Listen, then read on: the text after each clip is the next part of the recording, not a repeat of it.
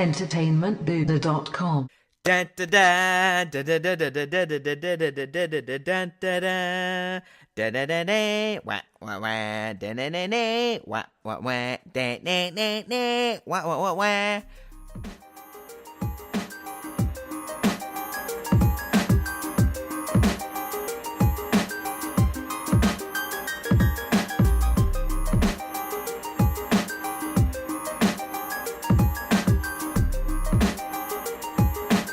Hey now everyone, welcome back to a brand new episode of Star Wars Time. We're going to call it our post-E3 episode extravaganza. That's because yours truly attended the show, walked around like a zombie with a bunch of other gamers, and played a bunch of new games that aren't out yet, so it was fun. And the reason we're talking about E3 and video games, I know this is a Star Wars show, but it's because at the event, EA revealed some interesting tidbits for fans of Star Wars and gamers. We got one major reveal, which is there's going to be a brand new Star Wars game, not a Battlefront game, not a mobile game, not a puzzle game, but a legitimate Star Wars video game from Respawn. And we also got some updates on Battlefront 2 that I think fans have been wanting since day one. There's a whole debate on, did EA wait too long to appease these fans with Battlefront 2? Is it too little too late? So that's what we're going to talk about. That's what we're going to kick the discussion off with, is E3 and then the Star Wars video games announcements. And then we're going to kind of move into a little bit of Episode 9 Rumorville action, something Nick dug up while I was out covering the show. So, dude, we're kind of talking offline about E3 and what it was like now and how as gamers or elderly gamers, I mean, I'm much older than you are in terms of age and gaming, but it's hard to kind of dedicate the type of time to video games that they require now. But there were some interesting things shown off at E3. In terms of the best game, it has nothing to do with Star Wars, and I already just told you, but that's Cyberpunk 2077. So anyone listening here that might be a fan of The Witcher or CD Projekt Red or just gaming in general, take it to the bank. Cyberpunk 2077, game of the year when it comes out. But anyways, Nick, we did get some Star Wars video game news.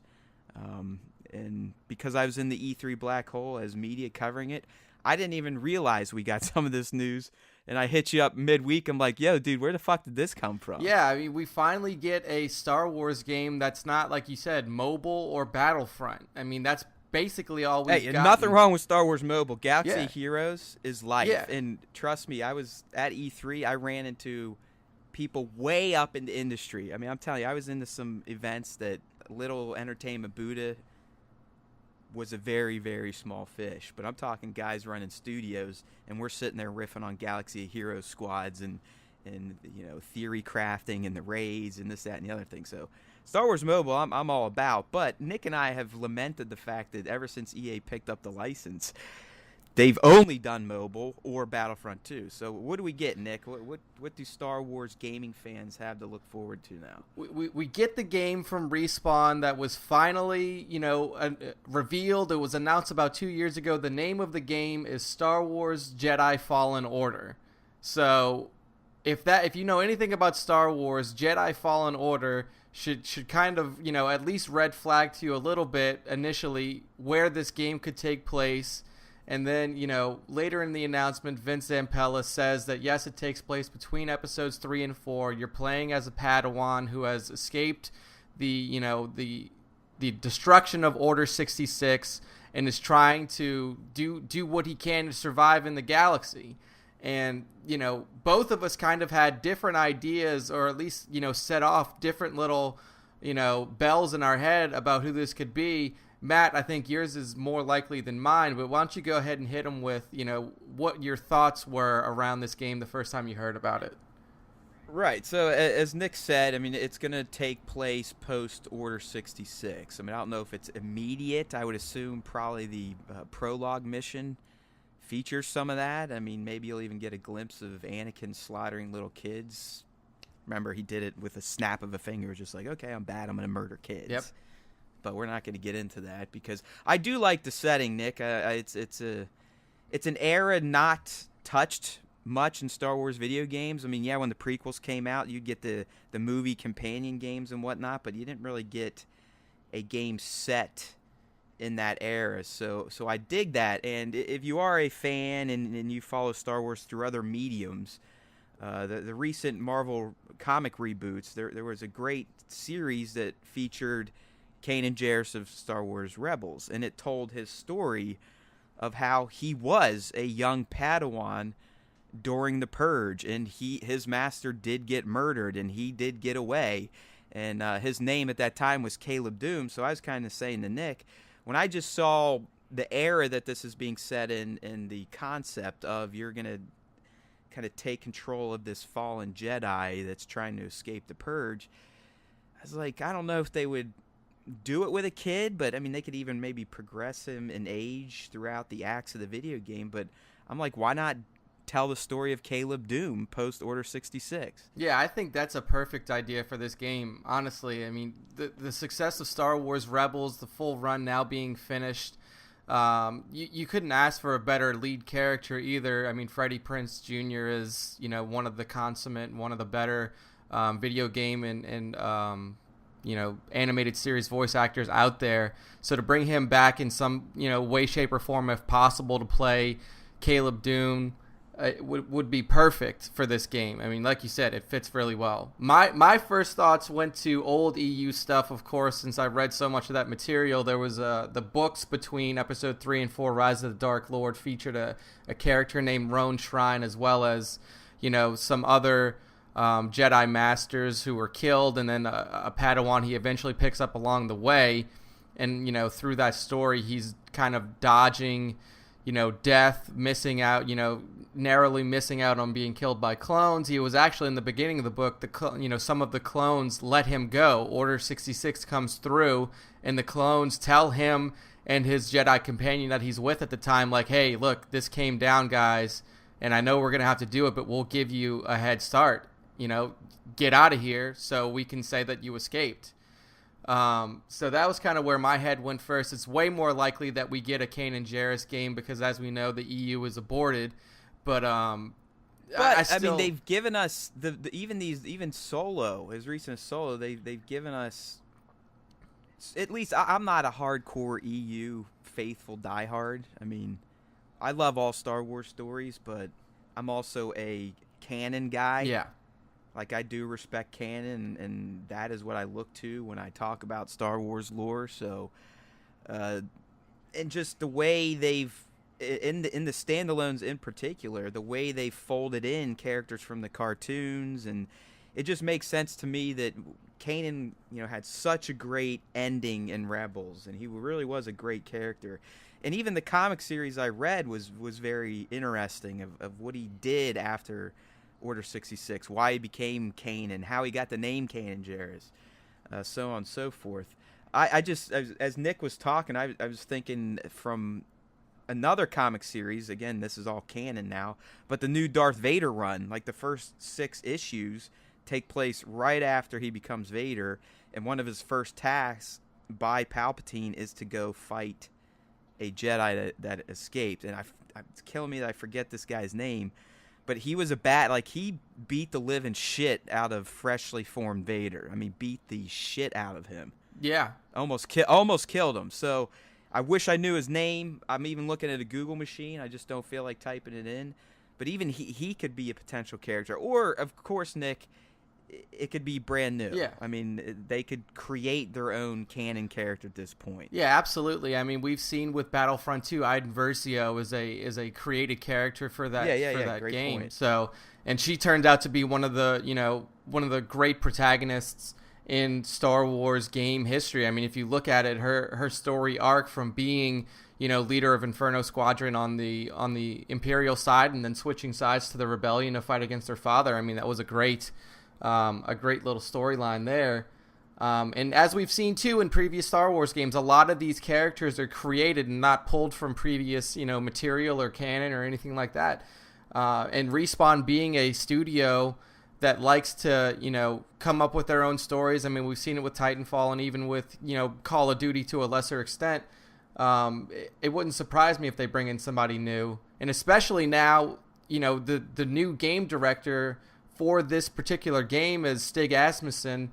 And if you know anything about video games, he used to work for Santa Monica Studios, and he used to be the game director for the God of War series up until 3. So I mean, if we're trying to pull in a bunch of different ideas here and see how this game could come together, if you're familiar with God of War, and if you heard Vince Zampella's announcement of this game saying that it's a very dark time, and he stressed that this is a dark game, we could see a lot of elements familiar to God of War fans come into the Star Wars universe. This is going to be a third-person action game. QTEs. Oh, yeah, so many QuickTime events. I mean, as soon as you run into a group of clones or whatever, you're just going to be... X, O, triangle, X, O, triangle, R1, L1. Yep, and then your encounter is over. If you miss one of those buttons, you're dead.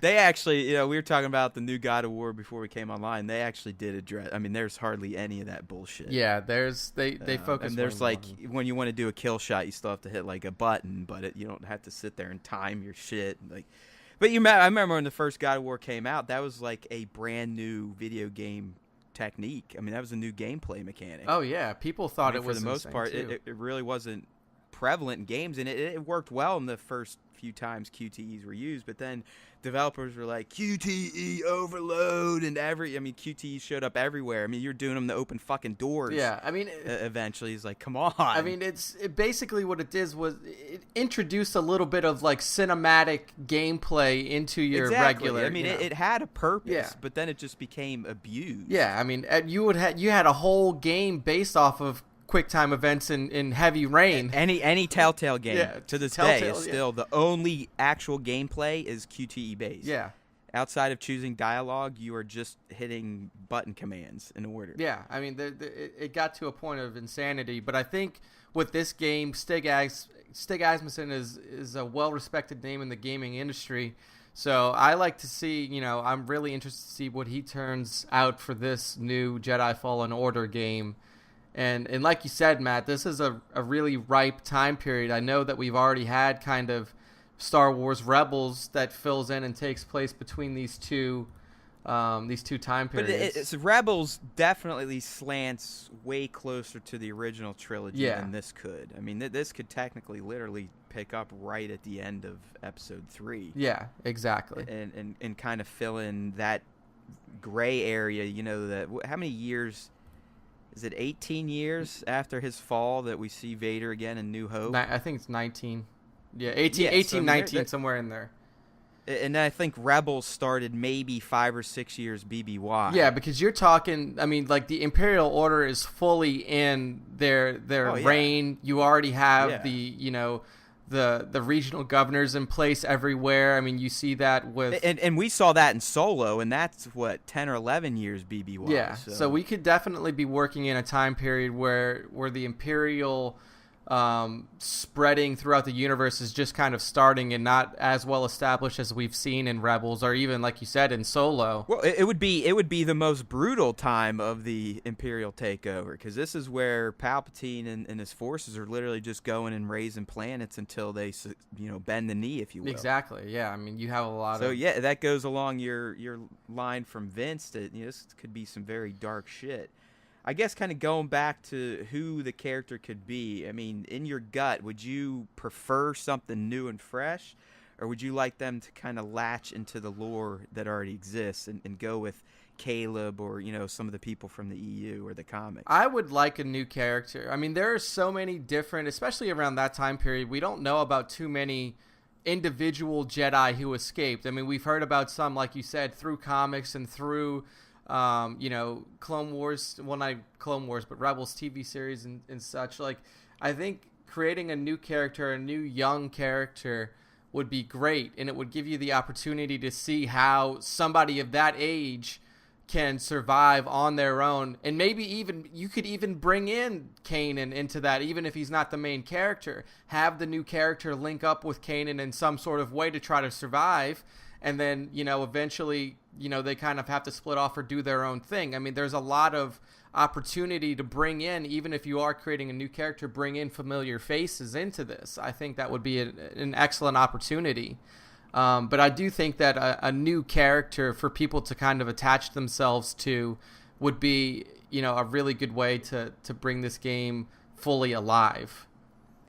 Yeah, there's a part of me thinking I would really like to see some existing character action, but I think you kind of convinced me. But I'd still like maybe a mention of Caleb or other characters that have already been established. I do like new stuff, but I also like when world building is taking place and you are kind of compounding on top of existing lore with these new people. So it's not just all new. You are getting some familiarity. Yeah. So I definitely like mentions to existing characters. I mean, clearly we're going to hear about Vader. I mean, there's a good chance you even come across Vader. Yeah, absolutely. Because in the video, there's definitely a red lightsaber being used in a mocap session. So, but no, I'm with you. I guess I'd like the protagonist to be new, but I definitely like them to tie into existing lore, canon lore. Yeah. Especially. So what do you think about how this kid is going to survive? Do you think he's just going to straight up like somehow escape from the Jedi Temple, or is he one of the Jedi, that was away? I hope it's one of the Jedi out on a mission. And that, again, I'm going to keep going back to Caleb, but he was literally on a planet somewhere with his master, and the shit came down, and he had to get the hell out of Dodge. Yeah. So I mean, there's. I think it would be more interesting to show this, even if it's a girl or a boy or an alien. That would be cool. Like, we've never really had an alien lead Star Wars character. No, yeah. That's a Jedi in particular. But I'd kind of like to see them having to escape the battlefield and then just the betrayal of the clones. Not that they could really control it, but I would like to see that versus trying to get out of the temple away from Anakin. Although that would, now I think about, that'd be kind of neat too. Yeah, it would. I mean, like, both of them would be a really cool situation. I mean, if you have yourself off planet, you get to see, eventually I assume you would get to see the message from Obi-Wan Kenobi that he reprograms at the Jedi Temple, like, hey, stay away. This this distress signal is fake. The Republic has been betrayed. And then see how the Padawan reacts to that. Or, like you said, if he is escaping from the temple that is filled with, clone troopers, and then newly minted Darth Vader, Anakin Skywalker, going through killing everybody, I mean, that could be pretty cool, too, to see how he gets out. I guess I should be calling him Darth Vader. I can't do it. I can't do it to Darth. Like, proper Darth Vader, I can't call pre-suit Vader. Yeah, I just can't. It is tough. But I think both of them could be really cool situations. I think it would be probably more plausible if he was off planet, like you said, like, Caleb Doom or Kane, a.k.a. Kanan Jarrus was, or the previous, Jedi who had survived in old canon. I mean, I think that's probably more likely. I feel, especially because the way Revenge of the Sith goes, they kind of closed the door on any surviving Jedi at the temple. Yeah, I mean, Obi-Wan and Yoda pretty much confirmed, like, yeah, they're all toast. Yeah, now, yeah, I definitely think if he was to survive, he would not be in the temple. Like, who knows? Like, maybe this kid fucking busts out a window and just jumps out and then somehow lands. What if he's George Lucas's son, Jet, and he's the one that jumps and, like, does some really wonky-looking lightsaber moves in front of Bail Organa and then gets shot? Yeah, I mean, that was... I'm just getting flashbacks of Sith scenes now going, God, Jesus. Yeah, that was kind of funny. He's like, okay, son, go out there and just swing it around. Yeah, just move your body in a weird Don't worry way. about any sort of choreography. Just go wagga wagga wah, and you can make the sound effects. Yeah, it's like, look, we'll just CGI it all in for you. It doesn't make a difference. Fucking terrible. But so yeah. I guess the other thing I want to talk about with this game, and we didn't get any footage. I mean, it was all just behind the scenes commentary, and it looks like, as we said, they're filming some mocap.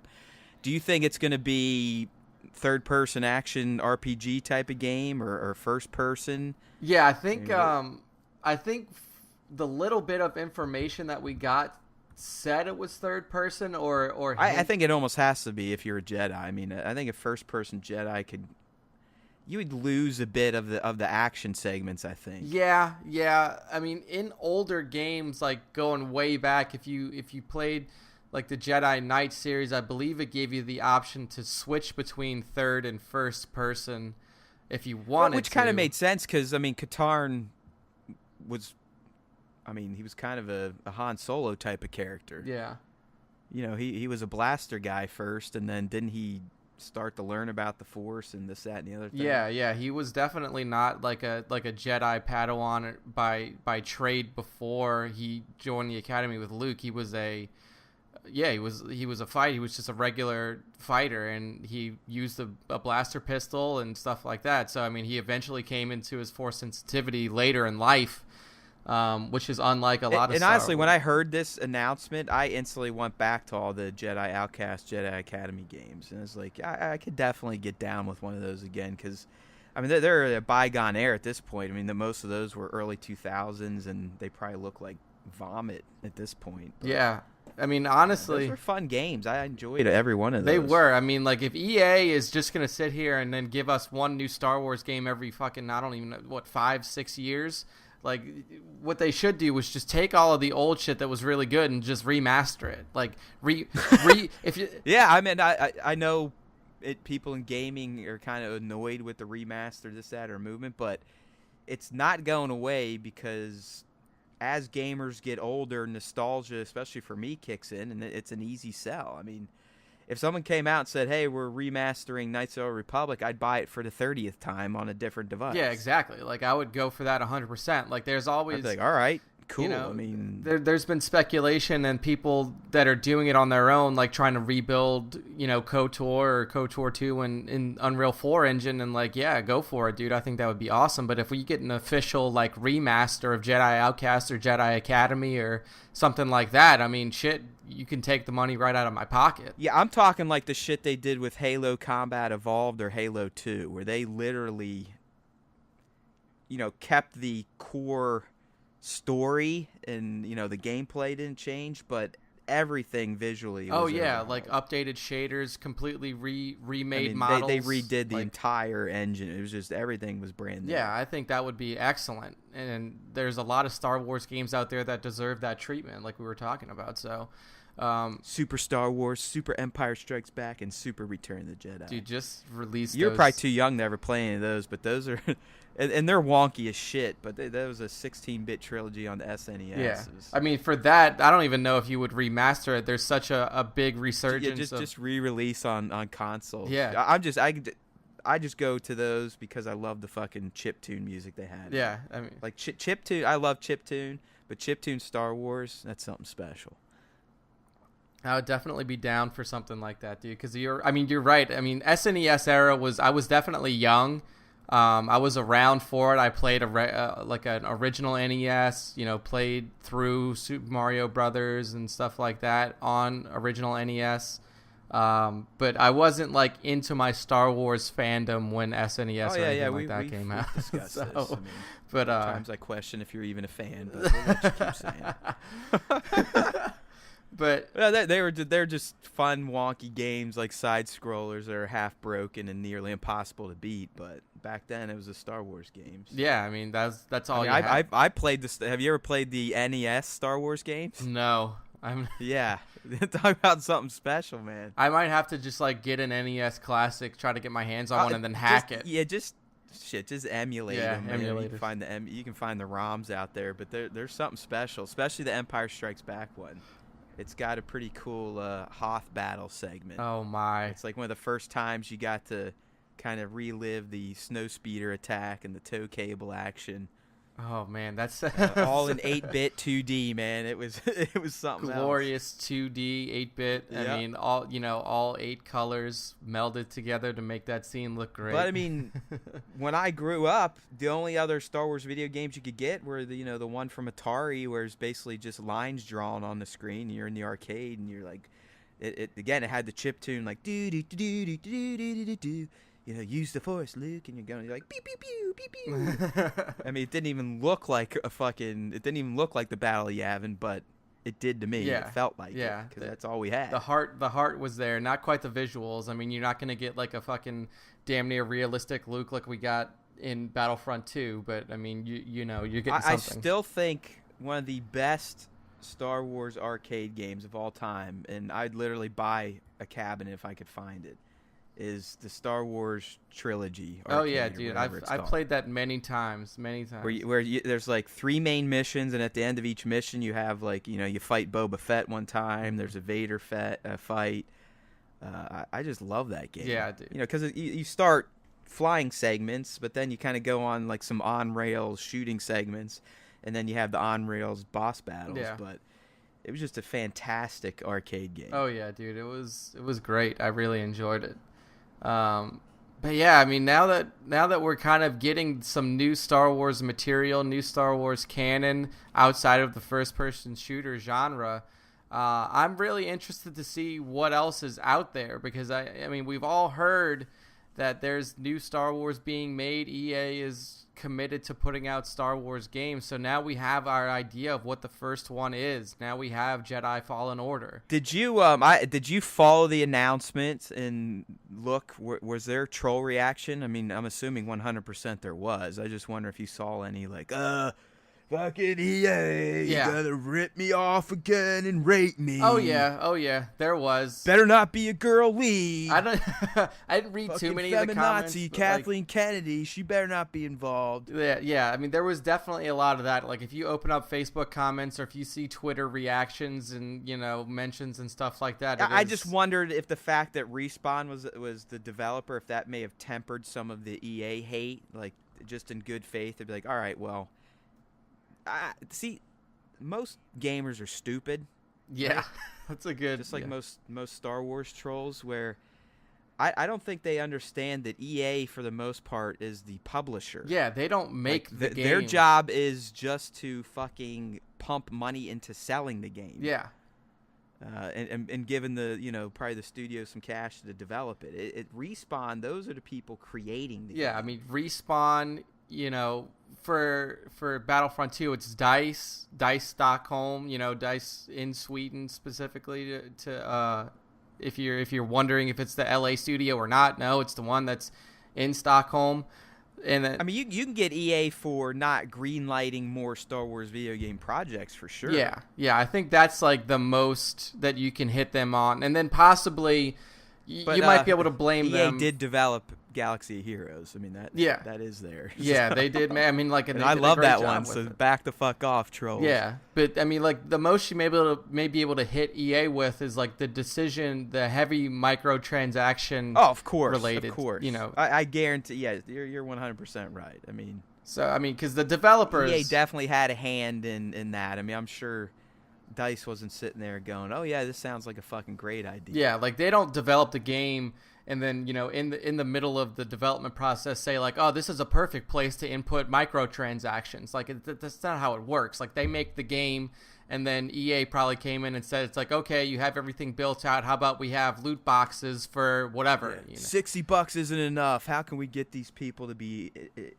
hooked in for months and years to come post? Exactly. So I mean, and there's a part of me that I get it, because making games really isn't a profitable venture. No, it's not. I mean, making a video game is just like making a big blockbuster movie. I mean, they can cost millions and millions of dollars, and if it flops, that's a lot of lost bucks for these studios, and that's why you see a lot of publishers like Microsoft's, you know, eating up these smaller studios now and adding them to their portfolios, or just development studios going out of business. Yeah, exactly. I mean, making games is not. Very few games make a ton of cheese. Yeah, now you're getting to the point where making these blockbuster AAA video games is costing about as much as it does to make a blockbuster movie.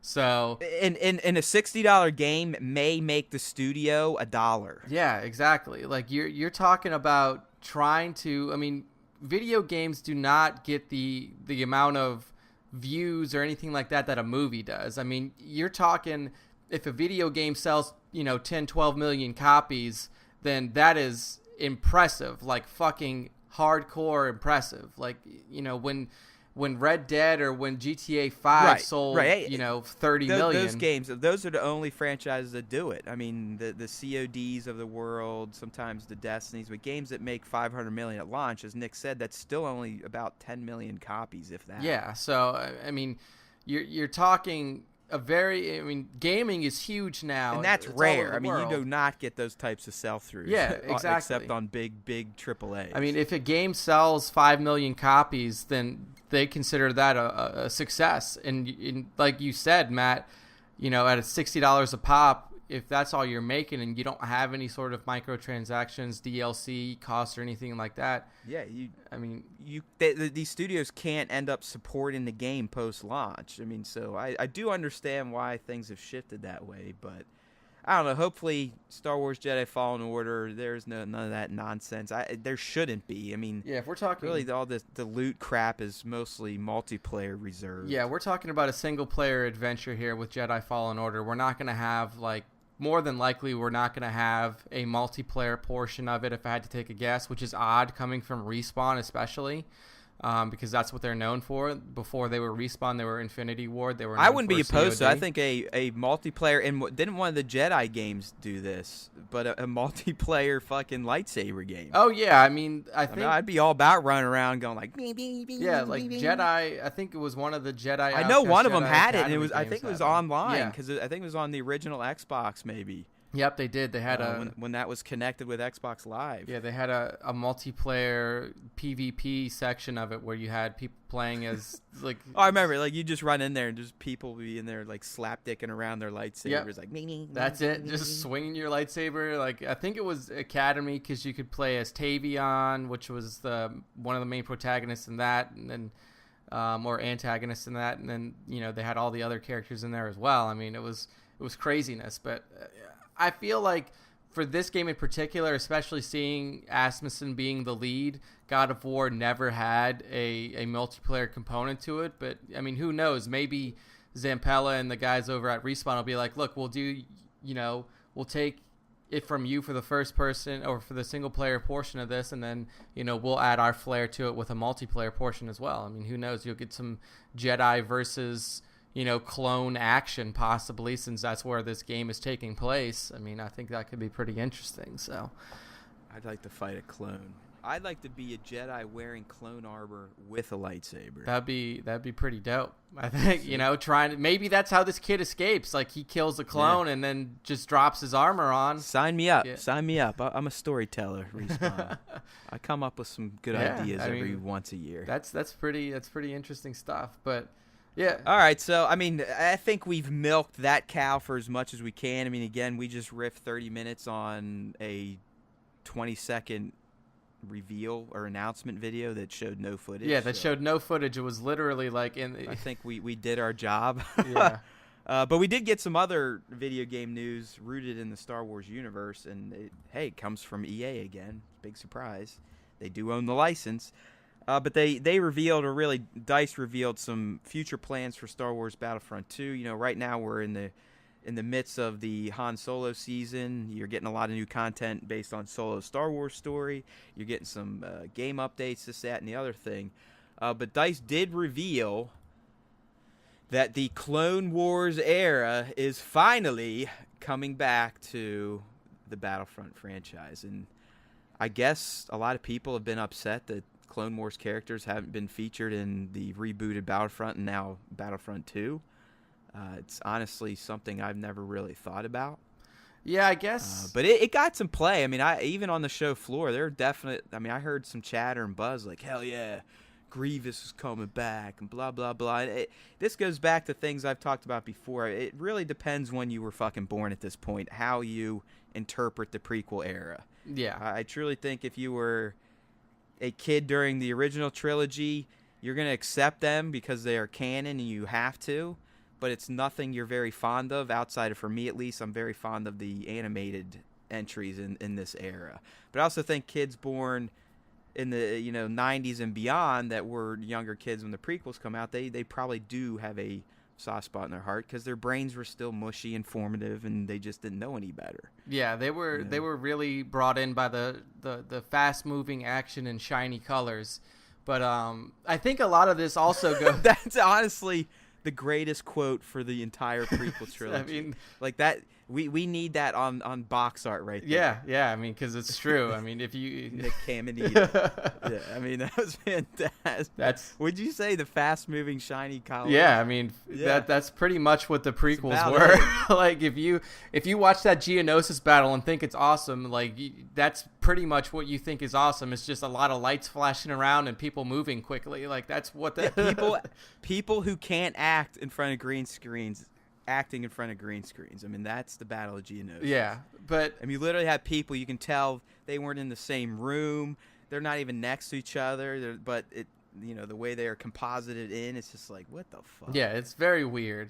I think a lot of what this hype has to do around this announcement may not be directed at the movies themselves, but reaching back into the original Battlefront 2, which was all Clone Wars, because that's the time period that the game was released. Like the game Battlefront 2 was released when the prequels were coming out, so when you're playing that game and going through conquest mode, you're playing as, Ki-Adi-Mundi, Plo Koon, you're playing as Yoda. Right. I mean, even the box art features a 501st, doesn't it? 501st was on that. You have clone troopers there, one of them with the heavy cannon firing it, and then so you're going back, and that's where that game originally took place. Here's a tangent. Did you ever play Republic Commando? Yeah, I actually still have it on PS. I kind of like that. I mean, that was, again, that you took control of this specialist clone squad, right? Yeah. It wasn't the 501st or anything like that. It was a named squadron, but I can't remember. Yeah, it was almost like they took specialists from each of the main battalions, because there was a yellow clone, a red clone was in there, I think a white clone, and maybe a blue. But it just, even that thing about it, like, man, why the fuck did Star Wars games just dry up? I mean, I think a lot of it, especially post those games, was, all right, the prequels came out, they kind of hand grenaded some shit, they kind of disenfranchised, especially people like me. I mean, I went into a Star Wars hiatus for years after 2005. I think that was a part of it, just like, can we really ask these people that just were battered and tattered over the prequel narratives to keep buying into this shit? So we just give it a break? And then, of course, the sale, and then EA buying it more recently, the license, and kind of sitting on it. But there used to be decent 70, 80 rated type of games, No perfect games, but games worth playing, and it just all disappeared. So I guess it's encouraging to get the Fallen Order announcement, and now Battlefront 2, it seems like they're trying to go back and appease some of the hardcores. Yeah. So you're getting Clone Wars characters. I mean, General Kenobi is guaranteed, Grievous guaranteed, Dooku, as well as Anakin. But they also announced a new mode that's coming out in July that fans of the Starfighter multiplayer game should appreciate. Because this one is solely going to be focused on piloting the hero ships. Because if you've played Starfighter, you don't get the hero ships unless you're fucking awesome. And you rack up enough power points or whatever the fuck they're called to call one in and play as it. Where, Nick, it sounds like in this version of the Starfighter mode, it's only going to be hero ships. Yeah, they're bringing in the new Millennium Falcon with the young Solo crew. So you're going to have young Lando and then young Han, Chewie, stuff like that. I believe they also announced that. Okay, I just read the crux of it. It's kind of interesting. So all players will spawn at first as one of the available hero starfighters on their team.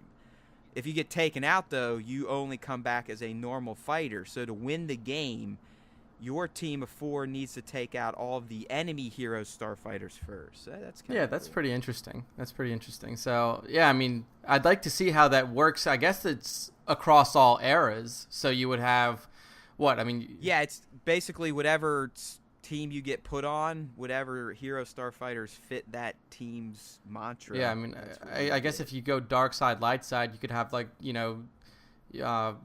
Darth Maul in his scimitar, and then you'll have Darth Vader in his special Imperial tie, and who knows? I mean, if you play Galaxy of Heroes, you know all of the, ships that are associated with all of the heroes and villains. Right. I that mean, are you in already there. know the slave one's in there, so that'd be fun. Yeah, I mean, there's a lot of different things you could do. I mean, you could do old, I guess you would do OT Falcon, and then you would do Solo Falcon. I mean, I don't know if you would bring in, a sequel trilogy Falcon. I guess you could do that as well. I mean, there's a lot of different, Falcons you could put in there. You could also bring in the trash heap Falcon. Yeah. The junkyard Falcon. Yeah. Let's take the garbage Falcon. But yeah, that's still one of my favorite scenes. Like the first time I saw that, I loved how JJ played that out. Ray's like, man, not that fucking pile of shit. Yeah, I mean, and then that quad hopper gets blasted. She's like, okay, we're going to the piece of yep, shit. that's all we got now. But yeah, I mean, like, there's a lot of different ships that you could throw in there. I think it'll be fun. I mean, I was always a fan of the Starfighter games, and then also, the Starfighter modes that were in other games. Oh, dude, that to me, that's been the best aspect of the two kind of modern Battlefront titles. It is the Starfighter mode, because to me, it was the most balanced. I mean, I felt like I still somewhat had a chance, but it also, as a kid, I'll be honest with you, and Nick's brought this up. I mean, I think a lot of people forget that the original trilogy really wasn't about fucking lightsaber battles and shit like that. It was about blaster battles and fucking ship battles. Yeah, you had one lightsaber fight per shit. movie, like, guys.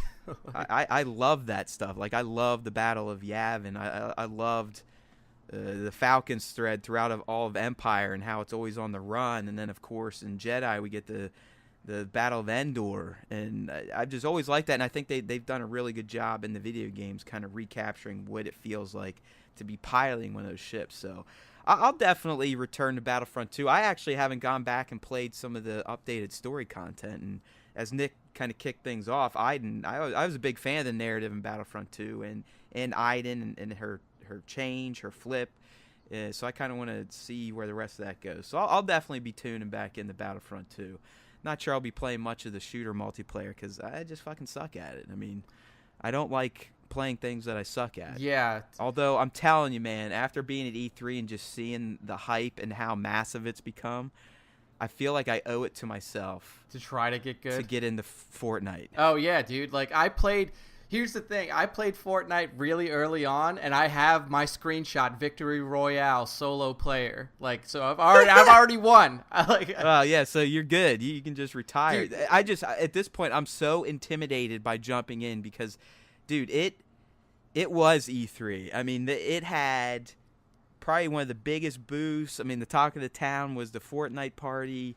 Fortnite. Even when I was at like some industry events with people that are high up, senior manager this, director that, that's all they could fucking talk about was the success and how insane it is and how they already have like 125 million some fucking players. It is nuts. Dude, I remember. But I'm just like, if I get in now, I mean, do I even have a shot? Dude, I remember when I first started playing it because like I first started playing it when like Epic first put it into like open-ish Dude, beta. I played it before they stole Battle Royale and threw it in. Yeah, exactly. I mean, I played it when it was just a survival, like a PvE game. Yeah, like that was when I started playing the Battle Royale. They were still like pushing you like, hey, if you like Battle Royale, you should play the survival portion.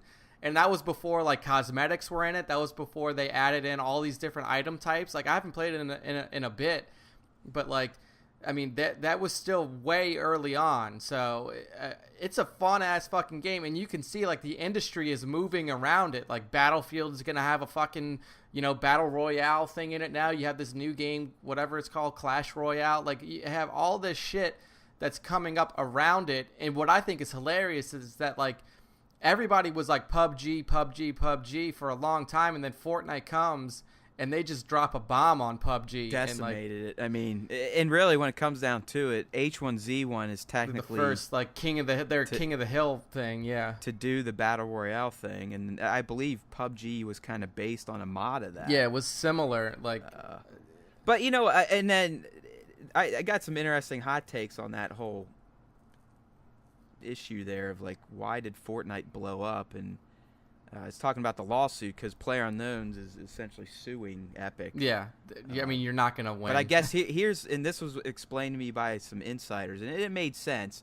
They're not suing over the Battle Royale mode. They're suing over the fact that PUBG uses UE4, and they feel that just based on some communications when they were developing PUBG, Epic kind of lifted those directions. Oh, okay, yeah. So that's not... Because they were working with Epic on their UE4. Yeah. And based on that project, they feel that Epic kind of had used some of those communications to create Fortnite. Exactly. Yeah, that makes more sense because that's not widely communicated in what's out there on this lawsuit. Right, because, I mean, I was just going around, I mean, how can you sue over a game mode? I mean, you can't. Can you copyright a game mode? I mean, there's like 1 million FPSs out there. Can Doom sue? Yeah. Right? I mean, or Quake, whatever the first FPS was. And like you said, like, King of the Hill for H1Z1 was technically the first one. So, I mean, PUBG doesn't even have the, like... It is, I mean, it's the... I bet Microsoft's sitting there like, well...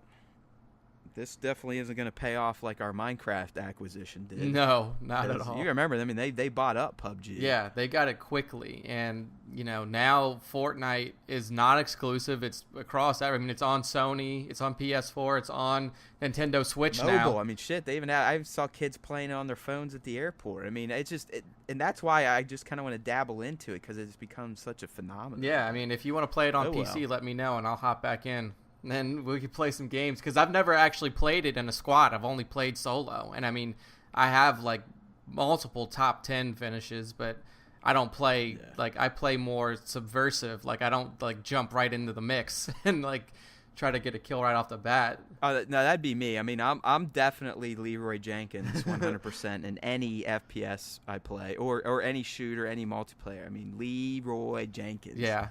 I mean, that's still one of the best video game videos of all time. Yeah, I mean, like, I fucking love that. It was so hilarious. Like, I had never played WoW when I saw that, and like, even still, yeah, you don't have to. It's just humans being assholes to humans. I mean, like the squad leaders like being so detailed with his directions. Like, this is what we got to do. We can only beat this if we do it this way. And then you just hear, leave. No, he like, goes, time's up. Yo, fuck it. Yeah, time's up. Fuck it. Leroy Jenkins, and he just runs in there. Everyone's like, "Oh god damn it, no! Oh shit! Ah!" Yeah, all getting blasted. This is hilarious. Oh my god, dude. And then off topic. I mean, definitely off topic. And then, but still, I mean, yeah, dude. If you want to play some Fortnite, let me know. We could crack it open and see what we can do. And I might have to see how quickly I die. Oh, dude, I haven't played in a while. Like, I haven't played since it's blown up. Like, I have some cosmetic stuff because like I got it free from Twitch Prime, and I played a little bit with the cosmetics that I have. But like back when I played, the only cosmetic thing you could get that was different was the umbrella, and that was when you won. So like, when I won and I got that umbrella, I was like, yeah, fuckers, when I'm coming off the bus, I'm like, look what I got. I got the umbrella, bitch. Yeah, they know you're hot shit. Yeah. Like, all right, this guy's won it. He's won the Hunger Games at least once. Yeah, so, I mean, they know. But now it's like you have fucking ninja suits and like fucking like so much shit out there. Like, it's all cosmetic now. I mean, that's... Yeah, people buy into that shit. I mean, just look at how these mobile games take off. I mean, just on the knick-knacky... in-game currency purchases, like, ooh, if I buy this, I can get this quicker, or if I buy this, I could look cooler. Yeah, exactly. Like, it's fucking crazy. I mean, if you're a fan of Marvel Strike Force, you've probably seen every day since the Iron Man event has been announced. Every day you get the pop up like, here, buy this shield guy, buy this shield guy. Oh yeah, I mean they've definitely increased the little offers, they call them. The offer section is a lot busier than it used to. Oh be. yeah, absolutely. Like every fucking time. I'm not even trying. Like, this go round, I could care less. Nope. Yeah, there's just no way. I mean, my one friend was telling me, he's like, you got to be like level 65, and you can't even be level 65 yet. Yeah. To fully unlock them. So. Yeah, I think that's what they said is. I need to get my ass moving on the Jedi Training Ray event that's going on right now in Galaxy of Heroes. I've got the squad. It's a difficult event. I mean, it reminds me of the Thrawn event. It's no fucking... I really felt like the CLS event is almost too easy for how powerful he is compared to Thrawn and now JTR. Yes. I'm going to get it. See, like, I'm not even close on JTR yet because I'm at the point to where I have my Imperial squad ready to get 7-star R2.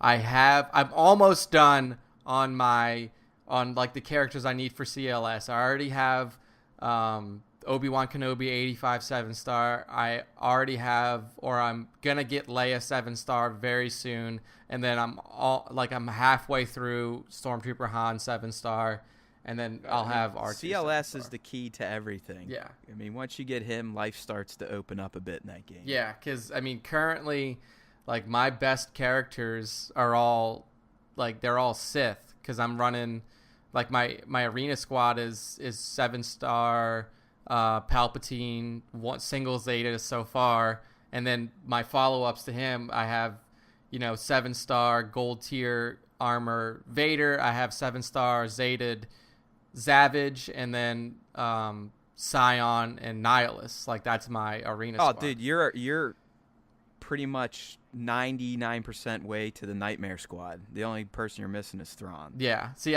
you would sub Thrawn for Savage, and you have the Nightmare Squad plus double Zeta power. Yeah, that's what I'm working on. Is like I have Thrawn unlocked. That's but like one of the most legit arena squads out there. I mean, my buddy's like top 5 with that squad. Yeah, so I'm not like I don't have Thrawn 7-star yet, but like when that event comes around next time, I should be able to get it. Thrawn's a pimp. I mean, he's in the ACK squad for hot. Yeah. He's legit. He's legit for sure. Yeah. All right, dude. So I think we kind of covered the video game aspect of Star Wars coming out of E3.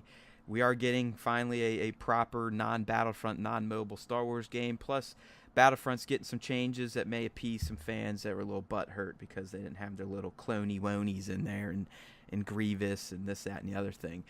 We do have one other thing to talk about, and since I was covering E3, Nick was kind of scouring the internet for news, and we knew the movie world would kind of go dark post-Solo.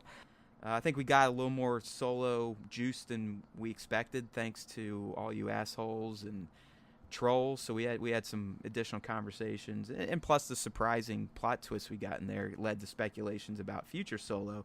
But really, until they start Principal on 9, we're not going to get much. But Nick did dig up a rumor this week on episode 9. Yeah, so it looks like we might be getting some Hutt action in episode 9 from leaks, which kind of comes out of nowhere, but I dig. Yeah, exactly. I mean, take all this with a grain of salt here, because obviously we have no news official from episode 9 yet. The film hasn't even started, principal photography. So, I mean, anything that's coming out is either from inside, like really deep inside sources, or completely made up. Who the fuck knows? But one of the, more prominent rumors that's going around now is that the remaining members of the Resistance, now known as the Rebellion, will get mixed up with the Hutts, and, more specifically, Jabba the Hutt's son, Rada, in their dealings in episode 9. So how do you what do you think about this, like bringing in the Hutts again, them being kind of one of the more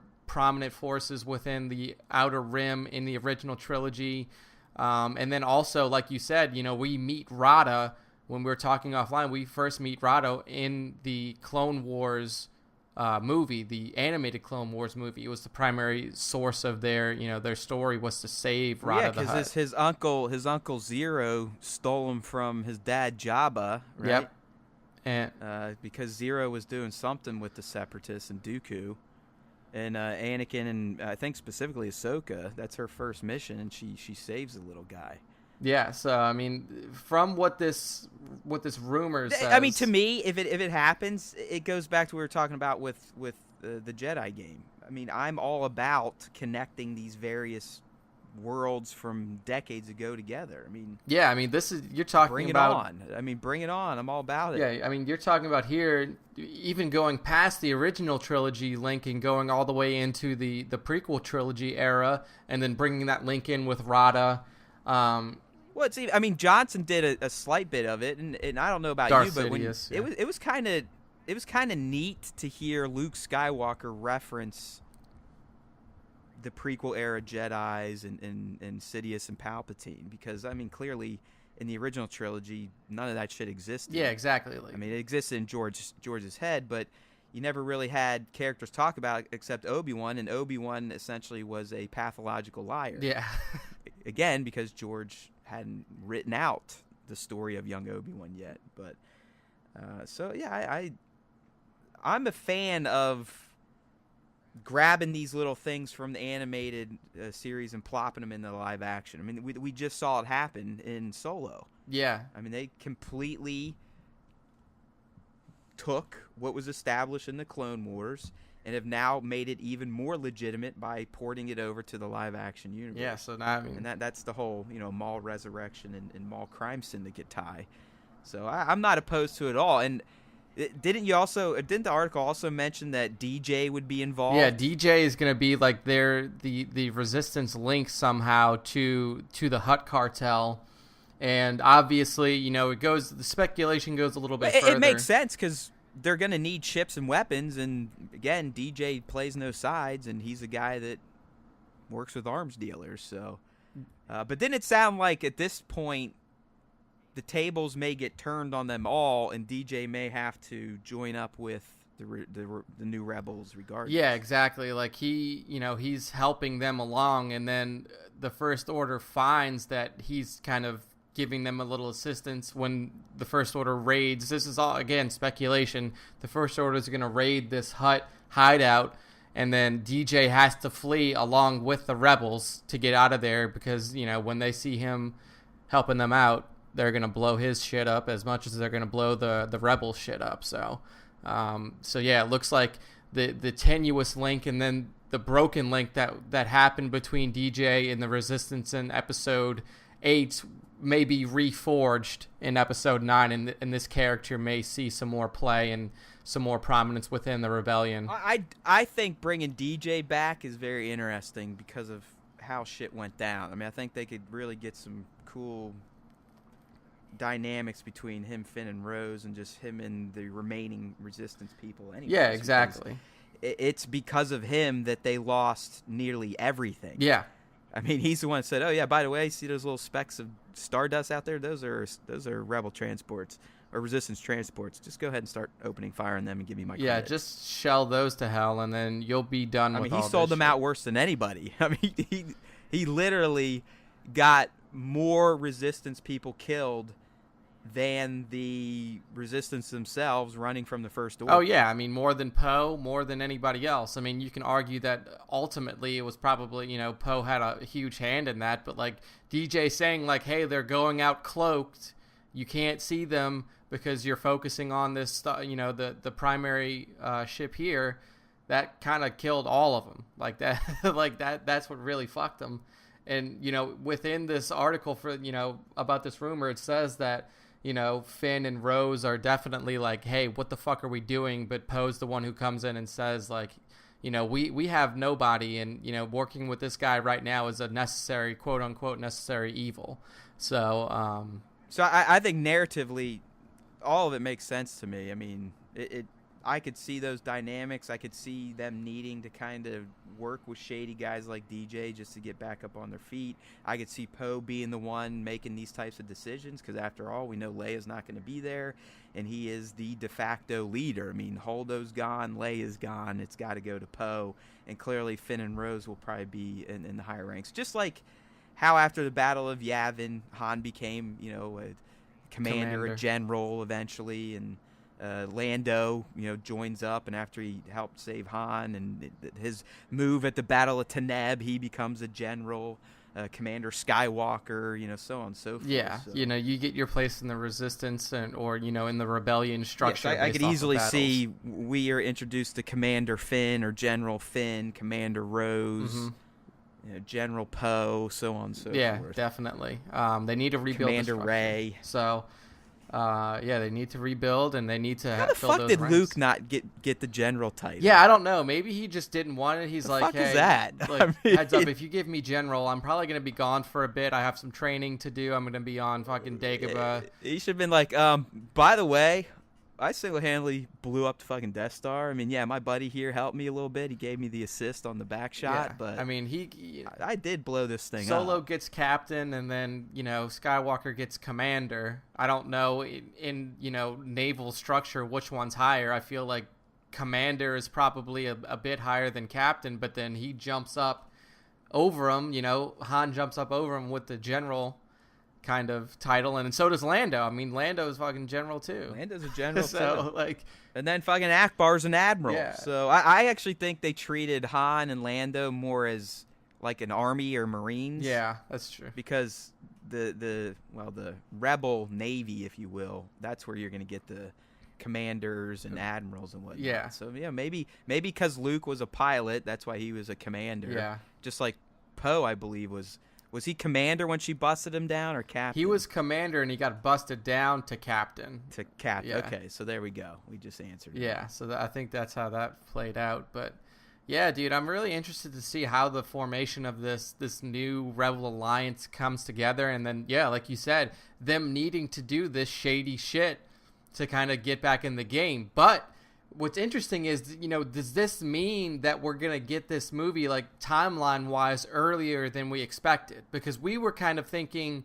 Episode 9 might move a couple of years, and then we have a more established Rebel Alliance that is in the galaxy. I know we've said that, but we've also discussed how they're going to handle Leia, and we discussed you can't just write it off in a crawl. Yeah. So if they are going to do the funeral as you suggested, if anything, the start of 9 is probably going to be shortly after 8. Yeah, I think you're right. Or they could write it in the crawl, like, but even then, or they could say, hey, you know, Leia and them started to rebuild, but then something happened and she died, and now we're picking up with the funeral. But Leia lived 3 years after the events of Jedi. I mean, yeah, they could still kind of do it that way. But I wouldn't be opposed to, and I don't think no Star Wars film has ever done this, kind of open in one time frame and then have a legit jump. Yeah, I think that would be really interesting to do. Because it'd be different if anything else. Yeah, it almost feels necessary too, because if you are going to put Leia's death relatively up front, you could do that. I mean, you could have the funeral, you could have the circumstances of the death, the funeral, and then make the jumps. That, I don't know how they would do it, if they would do just a straight, 2 years later. Didn't we read somewhere that the rumor around how they're going to handle Leia's are basically going to say, like, yeah, while she survived being out in deep space with no protection because of the Force, it still took a heavy toll on her. Heavily damaged her body, and yeah, she just couldn't sustain it. Yeah, exactly. I think that's kind of what the rumors are now. And I mean, actually, now that you mentioned it, we've never seen a time jump until Solo. I mean, Solo had the straight 3 years later screen, and then you see him on Mimban. And it worked perfectly. I mean, I appreciated that. Like, we didn't need to see a bunch of bullshit with Han in the Empire. I mean, we saw how he got there, and then we saw how he got out, and that's really all you need. Yeah, exactly. So I mean, it's now established. Because they did. I read. I'm sure you read it too, but they did cut the scene with Tag and Bink. I didn't. Those expanded U characters. I didn't read that one. Where it showed how Han gets busted out of the Navy down to being a trooper. Okay. That so I'll look forward to that scene on the fucking DVD or the digital release, because hopefully, because I guess like he gets in trouble for doing some crazy ass shit in the TIE fighter, and he gets what's that called, court-martialed, and then gets busted out of the Navy down to the Minban forces, cannon fodder. That's pretty awesome. Yeah, I'd definitely like to see that. But I do appreciate the time jump, like you said, because the one thing, well, I mean, we liked a lot of things about Solo, but like one of the things that was really prominent about that movie is that like it was paced really well. It didn't feel like you had a lot of downtime. Everything moved quickly. All the action. And I think it's a 2 hour plus movie, I think right? It's like but it does flow very well. It doesn't feel like a long movie. Yeah, it's like a 215, 220 movie. So I mean, the fact that I didn't feel like it drug anywhere was really good. So that's. I don't know, man. Just even talking about that rumor is definitely getting me excited to really dig in over the next year and a half.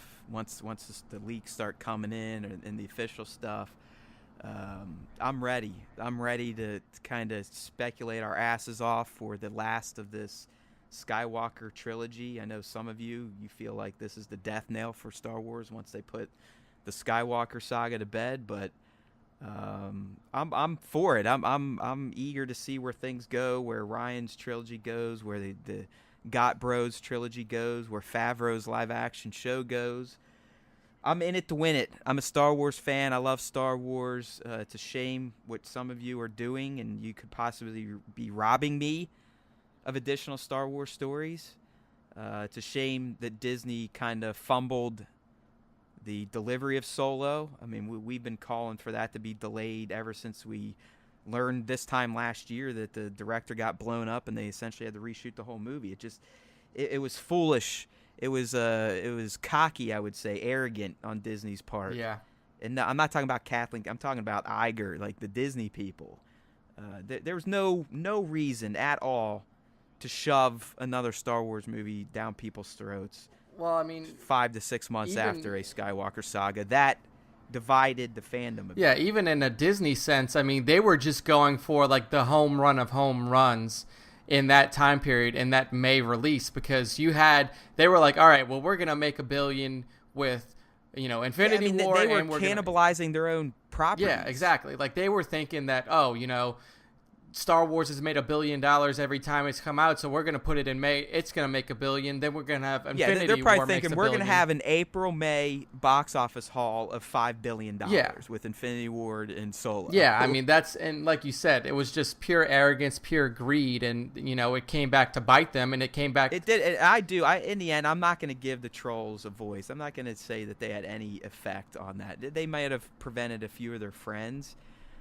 But unless you're hardcore, I think a lot of people are like, Yeah, I mean, whatever. We just saw a Star Wars movie. It was so-so. Or I loved it, but I still don't really. Whatever. Yeah. And here's the thing. In my opinion, out of those two movies, Infinity War or Solo, I feel like Disney wanted Solo to blow up more than they wanted Infinity War. Because Marvel is a known quantity at this point. They're like, whatever. Like, we know what we're going to get out of Marvel. Of course they want, their big kind of penultimate film for the Marvel Phase 1 to kind of hit big and then carry over into the Phase 2 and the new characters coming in. Well, they even moved it up. You got to remember, Infinity War was going to drop early May, mid-May. Yeah, and then it really would have cannibalized Solo. Yeah, I mean, Solo wouldn't have been the #1 movie if Infinity War came out when it was supposed to. Yeah, definitely. So No way. So I feel like that was their way of, instead of delaying Solo, that was their way of saying like, hey, we might be in trouble here. Let's do something at the very least to try to, give it some room. And that's what they did. They needed more time to market it. I mean, this was a movie that you needed to sell a bit more. It's not a Skywalker saga film. Yeah. Those will sell themselves, and I still believe 9 is going to do well, even though a lot of people are saying that they'll never touch Disney Star Wars again unless Kathleen dies or some dumb shit like that. But this movie needed time to kind of soak into people's heads of like why they need to go see it. It needed a longer marketing campaign, everything. But oh well, we can't save it anymore. I mean, it's, as Nick proclaimed after the week 2 haul, it's DOA. Yep, it's done, friends. And it's a shame because those types of things will influence the people that deal out the money at Disney and Lucasfilm, and it could affect plans that were in the works. It could affect future plans, and it sucks because some of you people that are all poo-pooing all this stuff, I don't know if you remember, at the end of 2005, that was it. There were no plans for Star Wars movies ever again. Yeah. None. George Lucas himself is on the record saying, why the hell would I want to make more Star Wars movies when all people do is want to tear me down? Yeah, I mean, and all of you people that are reading these articles that are out now, there's so many articles that are coming out now that's like, this is what Lucas's trilogy for, 7, 8, 9 would have looked like. You read that, and this is what's happening. Like, Lucas is now going back and saying, like, oh, I would have done it this way after seeing... He was never going to fucking make them in the first place. It wasn't happening. So, like, get that out of your head. Like, there was already canon, like, you can show... I mean, he sold the bitch, 6-7 years after Sis, so he had plenty of time to make these movies he's been telling people he had ideas for. He was done. The prequels burnt him the fuck out. He was not prepared for the backlash. Yeah. And he didn't get he didn't get an ounce of what Rian Johnson's taken up the ass on a daily basis. Oh, no, not even close, because like we were saying off mic, there's no social media. There's no platform for fucking trolls to get out there and scream at the world. Yeah, like 05, you're talking about the available social media in 05 was like brand new Facebook, which was only open. MySpace. Yeah, like only open to college kids, and then MySpace, and that was it. Like, that was legitimately it. And nobody used those platforms at that time as a forum to flame. No, they were truly just to connect with people, because it was new at that point. It's like, wow, I can have my own little web space out here. Yeah, exactly. I mean, people on MySpace were more worried about putting on the right fucking song as soon as you clicked onto their profile page, and then like the glittery background. What did your profile page look like? That's what MySpace was. Does your profile look cool? It wasn't a platform to hate on anything that you disagree with other people over. Yeah, and I mean, Facebook was so nascent at that time. I mean, I got my Facebook, and actually, like, I posted something today. Today's my 12-year Facebook anniversary from when I got it, so 06. And yes, I don't even think I joined until a year or two after it started. Yeah, so I mean, like, when I got it, you still needed a college, a .edu email to get in. So it's a shame where things have gone. I mean, I hope things don't get blown up behind the scenes and we lose out on stuff. I mean, I think on the Star Wars Jedi article, I was reading their sidebar, and that some dude has an opinion piece. We don't need standalone movies anymore. Well, who's we, motherfucker? Yeah, it's like, is it you and that mouse in your pocket? Are you speaking for all of us? What are you talking about? It's like, I would very much. You can have that opinion, but what are you saying? We? Yeah. You know, get the fuck out of here with that shit. And Nick and I, we're not here to shit on your opinion. If you fuck hated Jedi, great. The only thing we've said over and over on Star Wars Time is, explain to us why you hated it. I mean, if you have legitimate narrative beefs like Nick did, I'll take them to heart. I'm probably not going to agree with them, but I'm not going to think you're a lunatic. If you're someone out there that just hates it because of women and Kathleen Kennedy and black people holding lightsabers, then go fuck yourself. Yeah, it's like you're. I mean, honestly, those opinions do not matter to us. What are you talking about? Like why even? How can you even call yourself a Star Wars fan? Yeah, I mean, come on, guys. Let's just get like you said, Matt. I mean, it was over. It was done. I mean, and for somebody who was, for me at the time, I was still young. I was still in my teenage years, and I was like, man, this was like a pretty big part of my formative years, and now it's finished. Like, we'll have cartoons and maybe a video game every now and then, but like a huge part of my adolescent and young adult life was Star Wars, and to know that it was never going to be around again was like, I was kind of crestfallen. And oh, dude, I mean, I've explained it before. I was sitting there questioning my entire life after the prequels. Like, did I really dedicate 25 years of my life to this? Yeah. And this is it? This is where it's going to be left off? These are the last stories we get? Really? And like I said, I basically just went into a bunker, a Star Wars bunker. I didn't watch any of the movies. I couldn't watch the originals because he had tinkered too much with the specials. I didn't watch the prequels. The only thing I would get some solace from is when it fired up in 07, I believe, 08, was the Clone Wars. Yep. And then I jumped right into the books. Like, I read so many of the old EU novels and got really into like the extended universe lore and all the new characters and stuff like that. So, I mean, we were both in this position to where like we wanted Star Wars still, and we were getting it in the available means that was out there, but there was never going to be another live action Star Wars movie. That was donezo. And I mean, we knew that there were still stories to tell. I mean, just watching, the end of episode 6, yeah, it's a finality, but you still have a lot of these characters. They're still young. I mean, there's still things for them to do in the galaxy. I mean, there was a lot of want and desire and really, stories to be told. So, hey, dude, at this point, I would take a 10, 11, 12. Yeah, I like the new cast. I like the new heroes. I understand why Han, Luke, and Leia are gone. Yeah, absolutely. I never thought 7, 8, 9 was going to be a big reunion fest between those three, and they were going to be the stars. No. I don't know why people got that idea in their heads. Yeah, it's like... I don't. I mean, maybe JJ kind of set some of them up because he did essentially clone A New Hope with new characters while doing a lot of fan service with the old, but I always expected these people weren't going to be around. Oh, yeah. And, I fought you when you told me Luke wasn't making out at 8. I was like, oh, man, come on. But then it was funny. Once we saw it, I was like, I'm down with how he's depicted, and you were like, fuck this shit. So it's like, you were the one telling me he's going to die, and then when he did, you're like, man, fuck it. Yeah. Yeah, you're right, man. I was just in denial. I knew it was coming Yeah. because I called it from like right up front. Oh, day one, you were saying, dude, he's gone.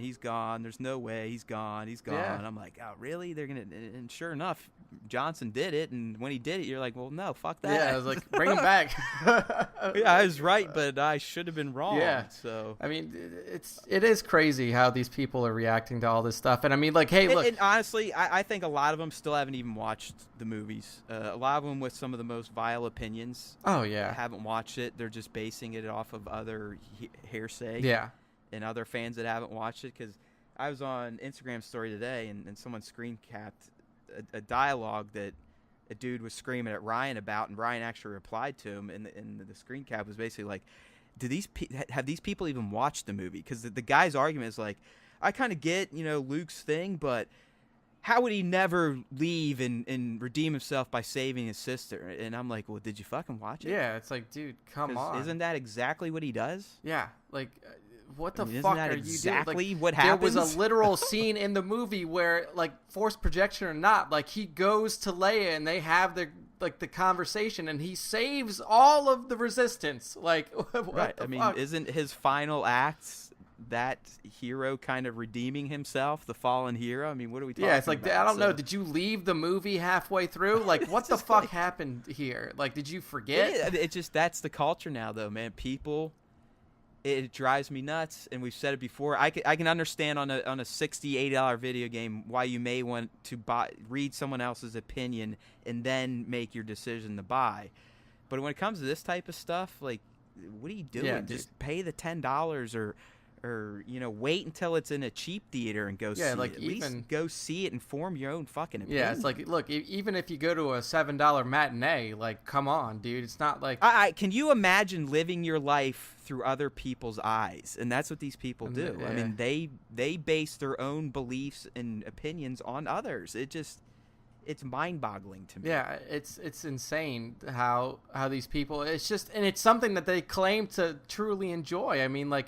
How would you, like, deny yourself? They enjoy sitting there typing on their Twitter and knowing that they may get a few likes and a comment and a rise out of somebody. Like they get a couple of hundred retweets and they're like, oh yeah, look at me. Look at me. I made Kelly Marie Tran delete her Instagram post because I kept calling her all these derogatory names and threatening to kill her. I'm so awesome. I got my fame. I got my 15 minutes of social media fame. Yeah, dude, it's like all these motherfuckers at E3 walking around with their selfie sticks and shit. Jeez. Oh my god, dude, it's so fucked up. But yeah, I was like, yo, I'm the poster boy. Not everyone goes viral. I mean, just get over it. Yeah, it's like you can put in as much hard work, more hard work than most people out there, and it doesn't matter. I mean, it's got to be the perfect recipe for that shit to actually go down. So, yeah.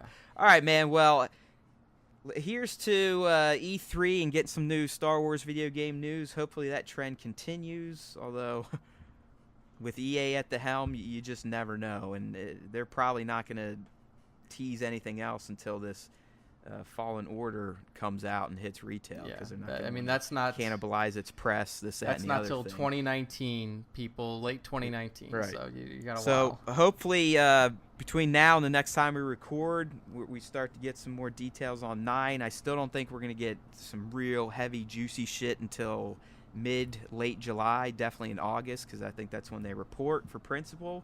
And then from there, it's just going to be weeks and weeks and weeks of speculation leading up to 9 to see where this new trilogy ends. And that's something I'm looking forward to, because I still believe those of you that aren't full-on Jedi trolls, but someone like Nick that did not love Jedi but also kind of respected it and at least isn't dumb enough to say that it's worse than a prequel. I mean, we got to give Nick credit there. Yeah. I'm a sane I do think I think 9 can heal some of the wounds that people like Nick had over 8. I do too. I think so too. I think there's a lot of opportunity to like tie all the loose ends together and then have this trilogy come together in like a really fleshed out fashion. And my little Jedi must be up from nap because I can hear all the way downstairs with my headphones. I was gonna say it sounds like yep. Can you hear it? Yep. Yeah. Matt's responsibility is here. Well, folks, thanks for listening to another episode of Star Wars Time with your boys Matt and Nick. We always appreciate your listens. Make sure to give us a follow or subscribe on iTunes, Stitcher. We're on TuneIn now, Google Play, Android. You can even get in your email if you want. So we appreciate you, Star Wars world. Make sure to tune into the next episode of Star Wars Time when you know we'll be talking about something Star Wars. May the Force be with you always.